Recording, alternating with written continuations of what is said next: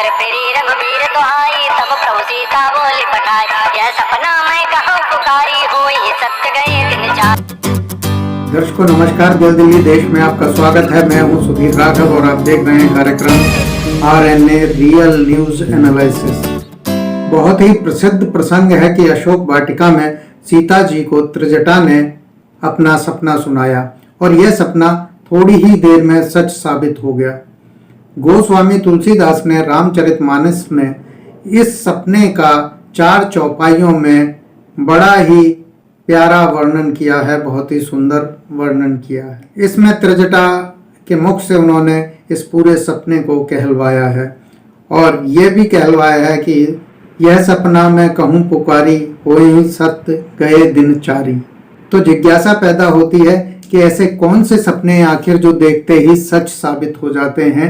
ऐसे सपने कहाँ पैदा होते हैं, कैसे पैदा होते हैं, मस्तिष्क के किस हिस्से में बनते हैं और कैसे बनते हैं। ये सपने कैसे बनते हैं और कैसे सिद्ध हो जाते हैं, अगर इसे समझना है तो हमें पहले सपनों के विज्ञान और दर्शन को समझना होगा। हमें पहले ये जानना होगा कि सपनों का विज्ञान क्या है, सपनों का दर्शन क्या है। फ्रांसीसी दार्शनिक और सटायर के जनक कहे जाने वाले व्यंग्यकार वोल्टेयर ने 1756 में एक लघु कथा लिखी थी। नाम था इसका सोंगे डी प्लेटन, यानी प्लेटो का सपना। प्लेटो जिन्हें अफलातून के नाम से भी जाना जाता है, महान दार्शनिक हैं और जो साम्यवादी दर्शन है वो उनकी एक तरह से देन माना जाता है।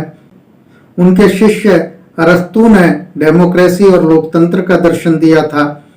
प्लेटो भी सपनों को लेकर यूरोप के उनसे प्राचीन दर्शन को और विचार को नकारते हैं कि सपने जो हैं वो ईश्वर और आत्माओं के द्वारा, बुरी आत्माओं के द्वारा भेजे जाते हैं या राक्षसों के द्वारा भेजे जाते हैं। सपनों के अपने सिद्धांत में प्लेटो कहते हैं कि जागृत अवस्था में मनुष्य जो कार्य करता है, जो सोचता है, विचार करता है, वह उसकी ही तुलना नींद में होने वाली मानसिक गतिविधियों से करते हैं। प्लेटो ने यह स्पष्ट मत प्रकट किया कि मनुष्य के सपने उसकी जागृत अवस्था की गतिविधियों से सीधे जुड़े होते हैं।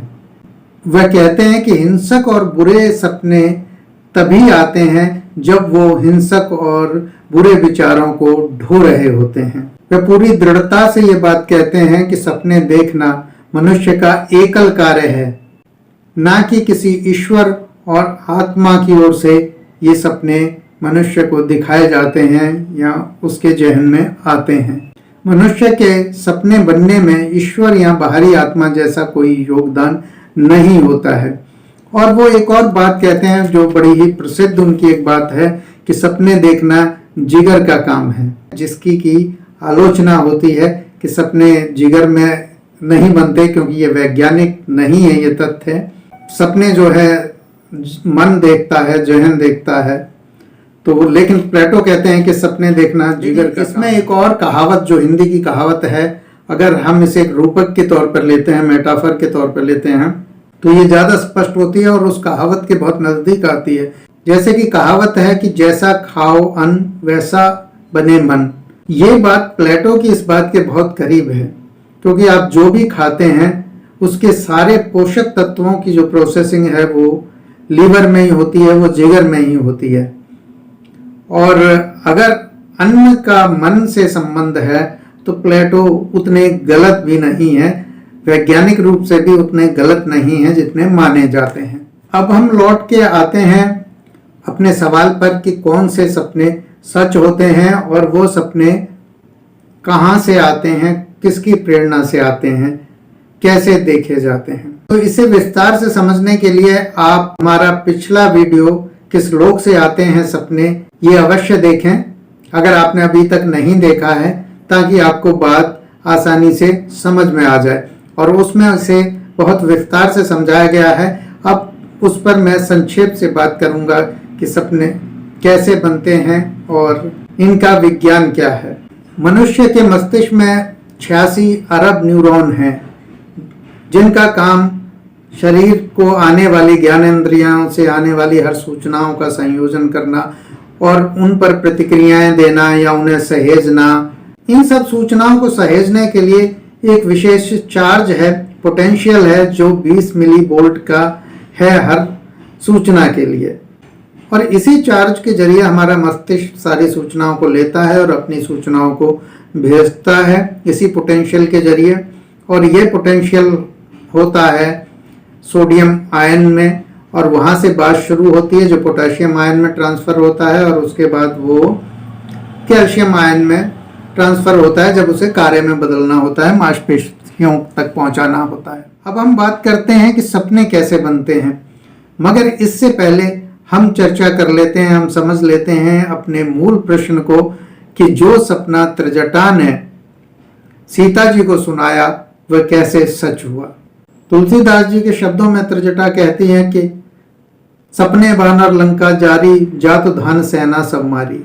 इन पंक्तियों को ध्यान से सुनिएगा और अर्थ में बता देता हूँ, हालांकि बहुत स्पष्ट है, अवधी भाषा है तो बहुत जटिल नहीं है हिंदी के दर्शकों को उसे समझना। और चूंकि सुंदरकांड की बहुत ही प्रसिद्ध पंक्तियां हैं और सबसे ज़्यादा हर घर में, हिंदू घर में गाया जाता है, तो इसका अर्थ बताने से पहले प्रसंग भी मैं आपको बता देता हूँ। रावण सीता जी का अपहरण कर लाया है और सीता जी को अशोक वाटिका में रखा है। त्रिजटा को उनकी सेवा में रखा गया है और अभी थोड़ी देर पहले रावण जो है सीता जी को चेतावनी देकर गया है और सीता जी बड़ी दुखी हैं। तो उनके दुख को दूर करने के लिए त्रिजटा उनके पास आती है और जो उसने सपना देखा है वो कहती है कि उसने एक सपना देखा है, और वो बात उनको सीता जी को बताती है कि मैंने रात सपने में एक बानर को लंका जलाते हुए देखा है और वो जातुधान यानी राक्षसों को वो मार रहा है और उसने सब राक्षस मार दिए हैं। और यह सपना थोड़ी देर बाद सच होता है। कैसे सच होता है इसे समझने के लिए हम त्रिजटा के बारे में जान लेते हैं। रामायण में त्रिजटा को विभीषण की पुत्री बताया गया है और इसे समझने के लिए, इसे जानने के लिए आप हमारा एक और पुराना वीडियो रावण ने अपनी सेना में सबसे पहले महिलाओं को दी थी नौकरी देख सकते हैं, जिसमें यह बताया गया है कि रावण की सेना में किन किन महत्वपूर्ण पदों पर महिलाएं नियुक्त की गई थी। त्रिजटा विभीषण की बेटी थी और रावण ने उन्हें सीता जी की सेवा में नियुक्त किया था।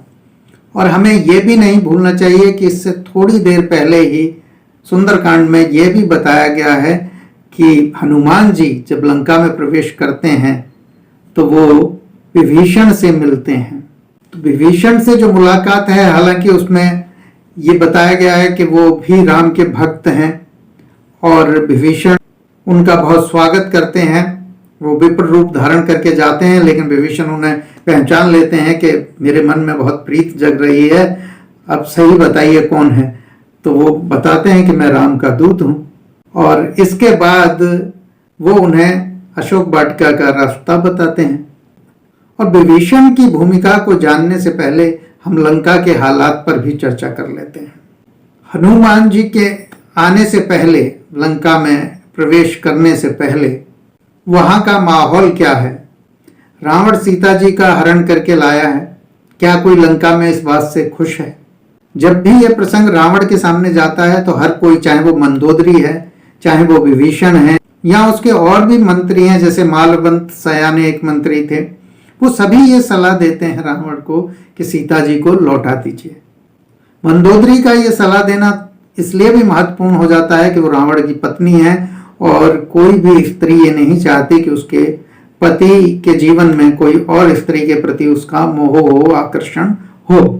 तो ऐसी स्थिति में लंका के बीच में रावण जो है लोगों का, अपने ही लोगों का समर्थन खो चुका है। कोई भी ये उसके इस बात से सहमत नहीं है कि वो सीता जी को वहां पर रखे।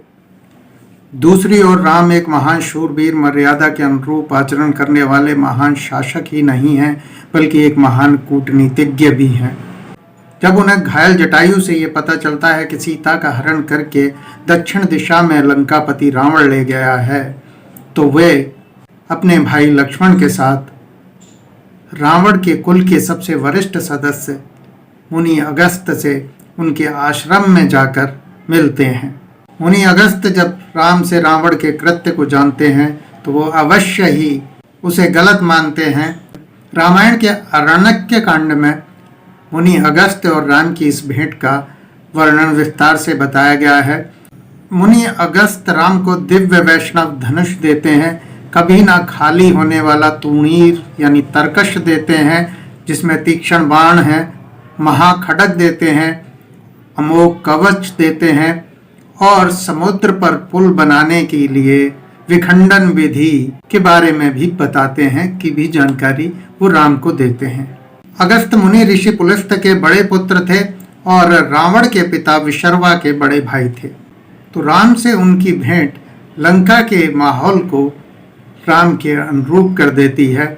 और जब हनुमान लंका में प्रवेश करते हैं राम के दूत के रूप में, तो इसके संकेत मिलने शुरू हो जाते हैं कि वहाँ मुनि अगस्त्य के संदेश काम कर रहे हैं।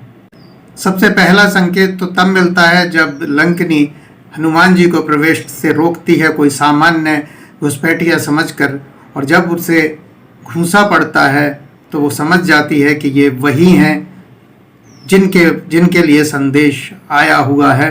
और फिर वो उनसे कहती हैं कि मुझे इस तरह का वरदान मिला है कि जब मैं किसी बानर के घुसे से विकल होंगी तो तब समझना है कि निशाचर कुल का नाश होने जा रहा है। तुलसीदास ने इसको कहा है कि विकल होते कप के मारे तब जाने निश्चर संहारे। इतना ही नहीं, हनुमान जी तब भी आश्चर्यचकित होते हैं जब लंका में वो देखते हैं कि एक घर पे राम नाम अंकित है और ये राम के दूत को आकर्षित करने की योजना का हिस्सा है। शायद अगस्त्य और प्रभु राम की योजना हनुमान जी से पहले ही श्रीलंका में अपना कार्य कर रही है। अगस्त्य और रावण के परिवार का भगवान राम के साथ जुड़ जाना, जिसमें विभीषण भी शामिल हैं और कहीं ना कहीं मंदोदरी भी उसमें शामिल हो जाती हैं, क्योंकि रावण की मृत्यु के बाद मंदोदरी भी विभीषण का वर्ण करती हैं। इस तरह का वर्णन आता है। संयुक्त परिवारों में हमेशा ऐसे फैसले होते हैं कि जब परिवार का कोई सदस्य परिवार के लिए गिलानी और कलंक का कारण बनता है तो उसे बेदखल किया जाता है और परिवार के वरिष्ठ लोग इसका फैसला करते हैं। तो रावण को पहले समझाने की कोशिश होती है, लेकिन जब वो नहीं मानता है, अपने अहंकार में डूबा रहता है, तो राम के हाथों उसका वध होता है। और इस वध में कहीं ना कहीं रावण का परिवार भी शामिल है, चाहे वो विभीषण के रूप में है। वो उनके लिए एक ऑनर किलिंग है, अपने सम्मान की रक्षा है। इसकी पुष्टि एक जगह और होती है कि जब रावण का वध करने के बाद भगवान राम को गिलानी होती है, क्योंकि ब्राह्मण का वध करना क्षत्रिय के लिए वर्जित कहा गया है और इससे राम को गिलानी होती है। तो अगस्त्य ऋषि ही उन्हें आकर इस गिलानी से दूर करते हैं। और त्रिजटा के सपने पर भी बहुत सी व्याख्याएं नहीं हुई हैं, लेकिन कोई ना कोई संबंध इनमें जरूर है इस सपने के साथ जो जुड़ता है। तो जब हनुमान जी विभीषण के घर पहुंचते हैं तो क्या वहां कोई एक योजना बनती है जिसे वो बेटी त्रिजटा सुन रही है, चाहे नींद में सुन रही है या जागृत अवस्था में सुन रही है। ये दोनों ही बातें संभव हैं। और या ये भी एक योजना का हिस्सा हो सकता है कि हमें वो सूचना सीता जी तक कैसे पहुंचानी है ताकि उनका दुख कम हो जाए और उन्हें एक उम्मीद बंधे कि अब मदद आ रही है, अब रावण के दिन ज़्यादा नहीं है, या तो वो मान जाएगा या फिर अपना दंडित होगा। तो इस तरह से हम समझ सकते हैं कि सपने वही सच होते हैं जो सुनियोजित होते हैं, जो किसी न किसी योजना के तहत आते और बनते हैं। और सपने वो भी सच होते हैं जिनके सवालों के साथ हम सोते हैं और रात को सपने में हमें उनके हल मिल जाते हैं, क्योंकि उसका हल ढूंढने के लिए हमारे मस्तिष्क के सभी 86 अरब न्यूरॉन काम कर रहे होते हैं और उनमें से अगर कहीं किसी का कोई हल होता है तो वो लाकर हमें सपने में दिखा देते हैं। सपने कैसे सच होते हैं इसको जानने के बाद हम एक सवाल लेते हैं जो हमारे पिछले वीडियो सपनों के रहस्य पर आया था। शैलेंद्र कुमार ने कहा कि अपने आत्मा को चेतना कैसे कहा है और आत्मा चेतना कैसे हो सकती है और ये सपने कैसे हो सकते हैं। तो पहले मेरा उन्हें सुझाव है कि इसके लिए वो हमारे 2 वीडियो देखें। एक तो ये है कि इच्छा कार्य में कैसे बदलती है। और दूसरा वीडियो है फैसले लेने वाली मशीन। इसमें इस चीज़ को बहुत अच्छे तरीके से बताया है कि ऊर्जा जो है वो चेतना में कैसे बदलती है, चाहे वो ब्रह्म है, चाहे वो आत्मा है और चाहे परमात्मा है। तो इनकी परिभाषा जो है वो ये बताती है कि ये ऊर्जा के ही नाम है, ऊर्जा के स्रोतों के ही नाम है। जो ऊर्जा जीव को चलाती है उसे आत्मा कहा गया है, और जो ऊर्जा इस ब्रह्मांड को चलाती है, ब्रह्मांड की समस्त गतिविधियों को चलाती है, उस ऊर्जा के उस रूप को परमात्मा कहा गया है। और जो ऊर्जा आकार, साकार, निराकार सब जगह विद्यमान है और सब जगह मौजूद है, उस ऊर्जा को ब्रह्म कहा गया है। तो वो जो ब्रह्म ऊर्जा है वही आकार साकार में होकर परमात्मा से, आत्मा से होते हुए जो है चेतना में आती है। तो शैलेंद्र कुमार जी को अपने सवाल का जवाब मिल गया होगा। अगर कोई और जिज्ञासा है, किसी और दर्शक को कोई जिज्ञासा है, तो वो कमेंट बॉक्स में रख सकते हैं। तो सपनों का ये रहस्य अपने आप में बहुत रोचक है और इस पर काफ़ी कुछ कहने के लिए है। और सपनों से जुड़े ऐसे ही कुछ और सवालों के साथ हम जल्द ही अपने अगले वीडियो में फिर से उपस्थित होंगे। आज दिल दिल्ली देश में इतना ही। धन्यवाद।